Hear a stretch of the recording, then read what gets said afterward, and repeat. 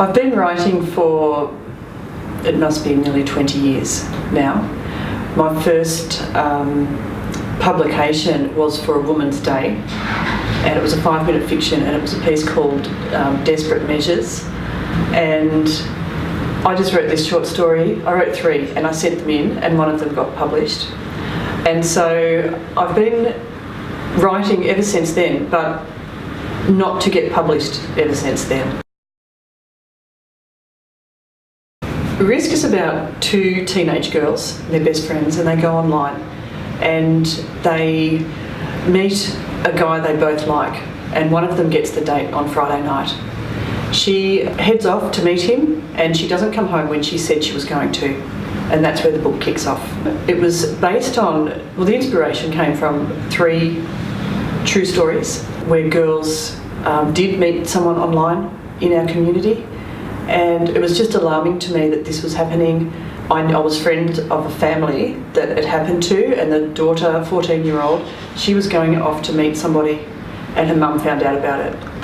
Her mum came to me and told me what she had found out, and when they contacted the police, thinking that she had been groomed, the police said, we can't trace this guy. So she came to me because my background was in police and I worked in the sex offence crew, and so she thought I would be able to help her find out who this person was or have some idea of how to protect her daughter, and I didn't know any of that. So I started researching the issue because I have 3 children. It concerned me. Within the next 2 weeks I found out 2 more cases in this area, and they weren't on the news. It was just little tiny snippets in local papers, yet there seemed to be so much of it happening. So I started researching and going into chat rooms and talking about it.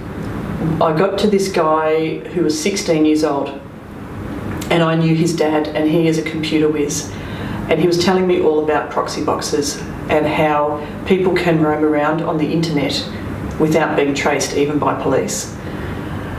And this just terrified me. When I was talking to this guy on the phone, I was down at my in-laws at Point Lonsdale, and he was able to tell me where I logged on last. And he said, he gave me the number of where I was, and he said give or take 3 metres. So he was able to put it exactly there. He then jumped on Google Earth and went down my street, told me what the street looked like, zoomed in and told me what the front of this house looked like, went over the house into the backyard, told me what was in the backyard, and then he Googled the address, and because it had been sold in the last 5 years, the floor plan and everything, all the photos were still online at the real estate agent's office. So he was able to describe the inside of the house to me as well, where the windows were, where the external doors were, and it just made me feel sick that he had not broken the law, yet he had so much information about where I was. It just astounded me that that was available to any person who wanted to go online, who had access to being online. I continued to research, and I spoke to a lot of people about internet dangers and chat rooms, and went in and I got my own proxy box, which is something because I'm not a computer whiz at all. And it took me about 10 minutes. It was free. Suddenly I was on the internet, untraceable too. But it was just enough for the research of the book to show that I could do this and it does exist. And so then the idea for the book came, and I started writing it, and it took me about 35 days to finish. And my goal was to write 50,000 words in 50 days. But once I started writing, I just couldn't stop writing, and so it took 35 days and I wrote 60,000 words. And that was how the book came about. Okay, Risk was actually the 6th novel I had written. So novel number 5 was called Jolted, and that won a competition in the UK on a website called You Write On. What happens there is you upload the first 7,000 words of your book, and it's peer reviewed. You're then ranked, and if you get into the top 10, you get onto a chart. And if you get into the top 3, your manuscript is sent to a publisher overseas, such as Random House or Penguin, some of the big ones. Mine won the competition, and so mine got sent off. As a result of that, I had an appointment with my now agent at Curtis Brown. So she read that manuscript that won, and she signed that book. Now that book was rejected by the publishers here for certain reasons. It's still under editing, and it may be my 2017 release.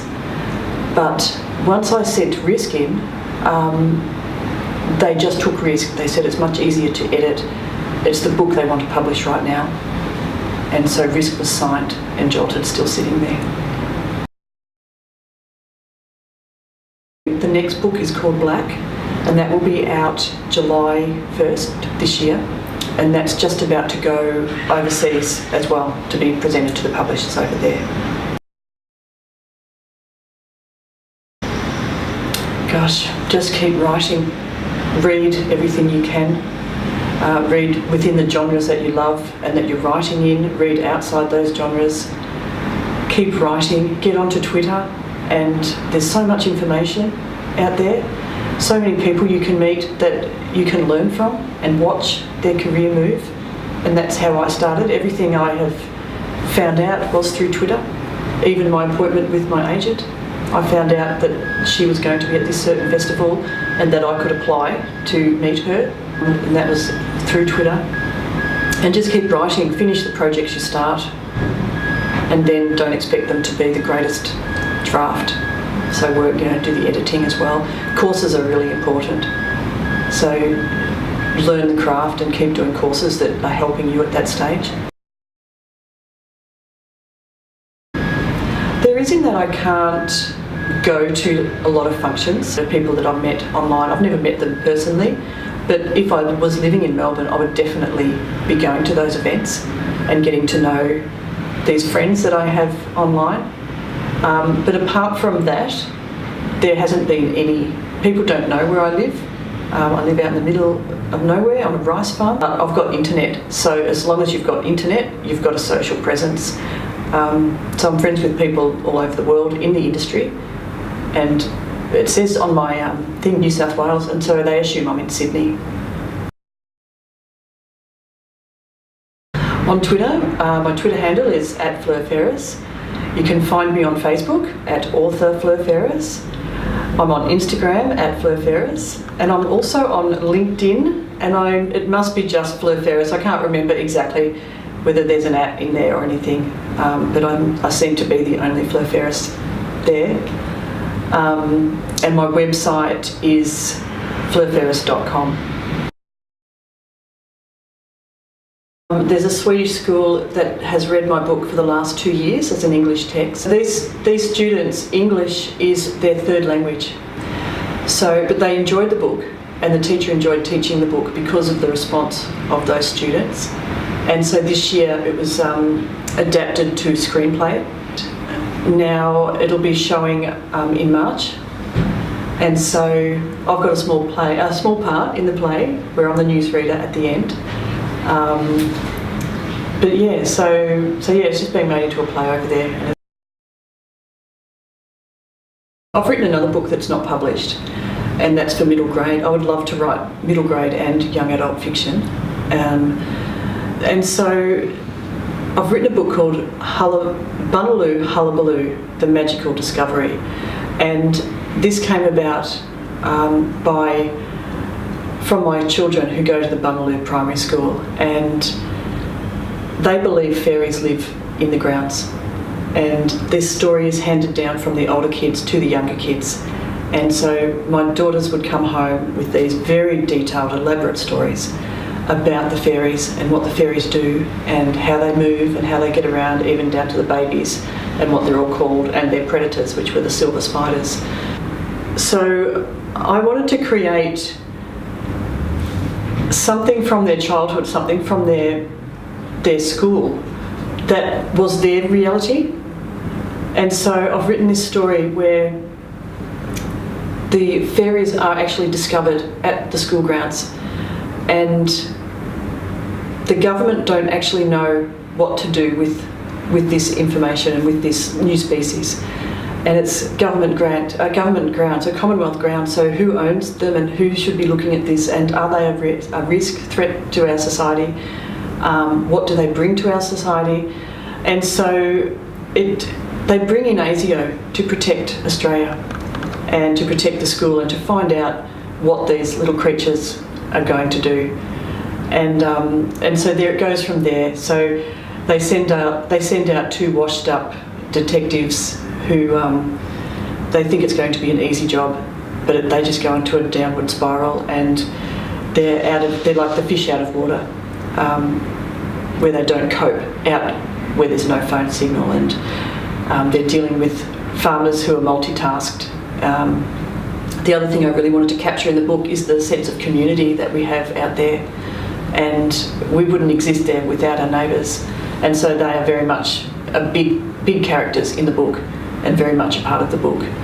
I've got plans for further books in that series, but they haven't been written yet. I write for young adults. The Risk was actually marketed to the schools market as a young adult thriller, but there was also themes that appealed to schools, and that's why so many have picked it up, and that's the online danger side of that. Black moves further into the thriller genre, and that's the genre I really do want to write for.